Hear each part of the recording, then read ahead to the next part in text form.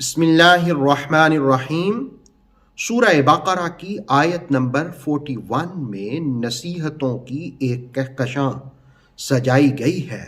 خوبصورت، عمدہ اور پریکٹیکل لائف سے تعلق رکھنے والی ان نصیحتوں کو ملاحظہ کیجئے قرآن حکیم کی اس آیت کے ساتھ۔ وَآمِنُوا، اور ایمان لاؤ۔ یہ خطاب بنی اسرائیل کو تھا، اس لیے کہ اس سے پہلی آیت میں بھی انہی کا ذکر ہوا۔ بما انزلت، جو میں نے اتارا، یعنی اللہ رب العالمین فرما رہا ہے جو میں نے نازل کیا۔ مصدقا، جو تصدیق کرنے والا ہے۔ لما معکم، جو تمہارے پاس ہے۔ وآمنوا بما انزلت مصدقا لما معکم، اور ایمان لاؤ جو میں نے اتارا وہ تصدیق کرنے والا ہے جو تمہارے پاس ہے۔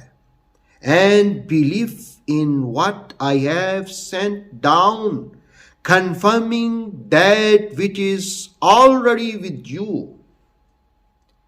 وَلَا تَكُونُوا، اور تم نہ ہو جاؤ، اولا، پہلے کافرین بھی، اس کے ساتھ کفر کرنے والے۔ وَلَا تَكُونُوا أَوَّلَ كَافِرٍ بِهِ، اور تم نہ ہو جاؤ اس کے ساتھ پہلے انکار کرنے والے۔ And do not the first disbelieve in it. وَلَا تَشْتَرُوا بِآيَاتِي، اور نہ بیچو، نہ خرید و فروخت کرو میری آیات کو۔ ثمناً قلیلا، تھوڑی قیمت کے بدلے، اسمال پرائس کے بدلے۔ وَلَا تَشْتَرُوا بِآيَاتِي ثَمَنًا قَلِيلًا، اور میری آیات کو تھوڑی قیمت کے بدلے نہ بیچو۔ And do not exchange my sign for a small price. وَإِيَّايَ فَاتَّقُونِ، اور خاص مجھ ہی سے ڈرو۔ And fear only me۔ اس آیت میں بنی اسرائیل کو مخاطب کر کے ایمان لانے کی دعوت دی۔ کس پر ایمان لانے کی دعوت دی؟ جو ان کی تصدیق کرنے والا ہے۔ ان کی تصدیق کرنے والا کون تھا؟ مصطفیٰ کریم صلی اللہ علیہ وسلم کے سینے پر جو قرآن نازل ہوا، اس نے ان کی تصدیق کی اور انہیں کہا کہ اس پر ایمان لاؤ۔ اور تیسری چیز آیت میں بیان کی کہ پہلے کافر نہ ہو جاؤ۔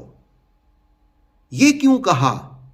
امام رازی کی تفسیر کبیر کے حوالے سے تفسیر تبصرہ میں ہے کہ سابقہ کتابوں میں رسول کریم صلی اللہ علیہ وسلم کی آمد کا تذکرہ تھا، اور ان سے کہا کہ تم نے تو وہ کتابیں پڑھی ہیں، تم جانتے ہو مصطفیٰ برحق ہیں، اب کیوں انکار پہلے کرتے ہو؟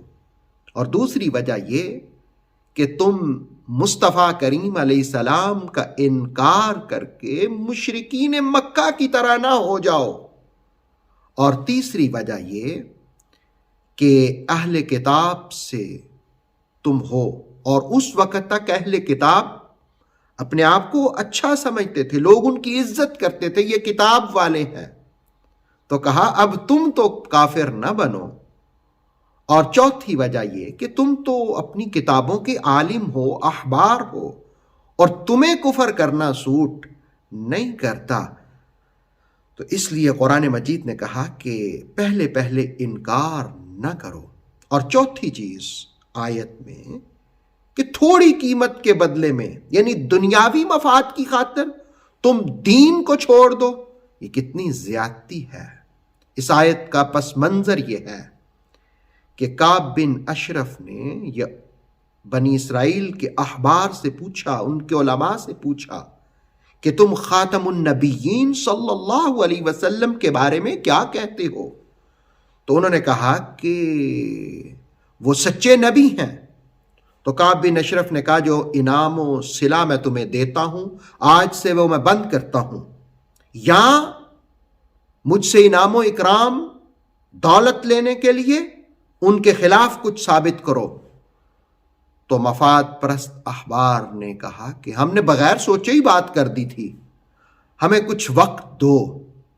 تو کچھ وقت گزرا تو انہوں نے کیا کام کیا؟ آسمانی کتابوں سے، تورات سے کیا کام کیا؟ تورات سے رسول اللہ علیہ السلام کی شان، خوبیاں، صفات ان کو نکال کر کے دجال کی تعریف ایڈ کر دی، اور جس وقت اس کی تعریف کرنے لگے تو اس پر کعب بن اشرف نے انہیں ایک ایک سا جو اور 4 گز کپڑا دیا۔ تو قرآن مجید نے کہا کہ کتنے افسوس کی بات ہے، تم اللہ کی آیات کو ثمناً قلیلا، تھوڑی قیمت کے بدلے خرید و فروخت کر رہے ہو، بیچ رہے ہو، ان کو چینج کر رہے ہو۔ یہ دھندا تمہیں نفع نہیں دے گا، ویسے دنیا ساری ہی قلیل ہے۔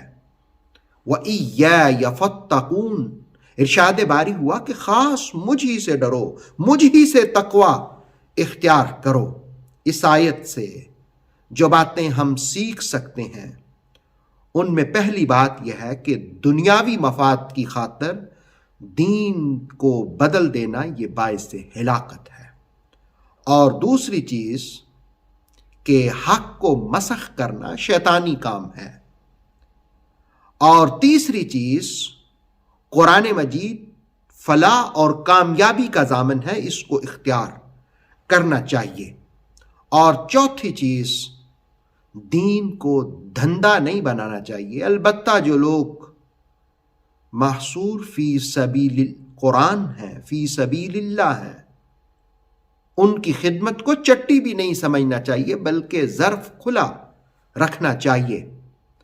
اور پانچویں چیز اللہ کی رضا کو تلاش کرنا چاہیے، اور چھٹی چیز کتمان نعت مصطفیٰ صلی اللہ علیہ وسلم سے بچنا چاہیے۔ رسول اللہ علیہ السلام کی خوبیاں اور عظمت بیان کرنے سے ان کو چھپا دینا، ان سے باز آ جانا، یہ ٹھیک کام نہیں ہے۔ کتمان نعت سے بچنا چاہیے۔